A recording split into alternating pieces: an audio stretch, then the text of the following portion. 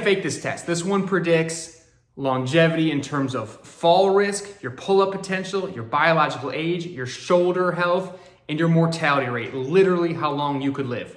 Study after study shows that grip strength is one of the strongest predictors of long-term health. Stronger than blood pressure, stronger than balance tests, even stronger than VO2 in some research. Are you ready? We start in 3, 2, 1, hang.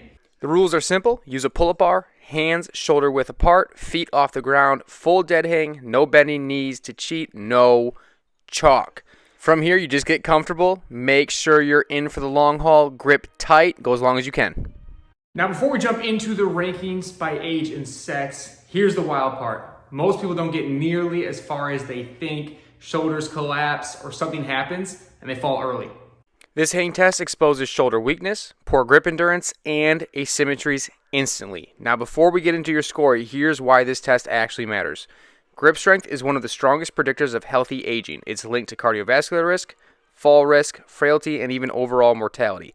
In research studies, they use a dynamometer to measure this in a lab. In the gym, the dead hang is our field-tested version of the same idea. And we know from climbing research that hang-based training directly improves grip endurance in as little as 6 to 8 weeks. So your dead hang isn't just a party trick. It's a simple, low-cost assessment of grip endurance, shoulder chain stability, and your long-term physical resistance. I included some normative data here from the dynamometer if you're interested in the lab test. Now, this part is optional, but I know I got some grinders out there. So if you want your elite ranking, let's try the one-arm version. This version is obviously going to show some muscle imbalances from left to right. A greater than 20% deficit is risk of shoulder injury. The part you've been waiting for are age and sex standards. Check this out. Let's see where you rank. Ladies first, we're looking at going 145 or above in your 20s to be elite here. In your 80s, better than 35 seconds is fantastic. The single arm dead hang, a little bit tougher here. 12 to 18 seconds in your 20s, 1 to 3 seconds in your 80s is excellent. Now going to the men, we have ourselves chasing that elite 245 to 330. 35 to 60 seconds if you're in your 80 plus. And then we get to that single hand version. We're looking at 20 to 30 seconds as that base minimum as excellent. No matter what age you are, we're trying to achieve that standard. Now, if your 2-arm hang is below your age group, it is not just a strength weakness. It's tendon capacity, it is scap stability, and it's your ability to keep those scaps down in that depression position versus that upward rotation. All right, our fix number 1 is scapular setting. Simply just trying to get into that proper position. We slightly engage the lats.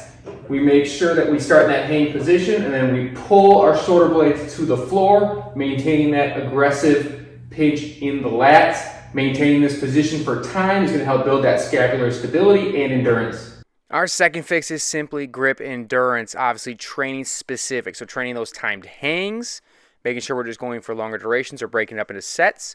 Then obviously we'll also go into some barbell holds. You can load that up and just hold it, or do some wrist curls. Pronation, supination are both going to help build that forearm strength. And obviously we also have our dynamic carries, doing some farmer carries or suitcase carries. Our final fix number 3, is tendon capacity. Obviously, we want to make sure we have a good tissue quality, so working some stretching, wrist flexor stretches, wrist extensor stretches as well. Don't forget about those. We can grab our finger extensors. Check out Amazon.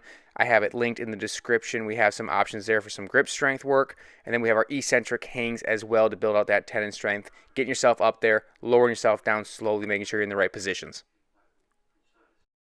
I'll train a few of those over the next couple of weeks. Grip adapts quickly. When you come back, you train that dead hang again, I guarantee you're gonna get a better result. If your dead hang test exposed a weakness with your grip strength, don't worry. Grip is one of the fastest things that you can train. You'll get right back on track in no time. Just make sure you make it a priority in your training.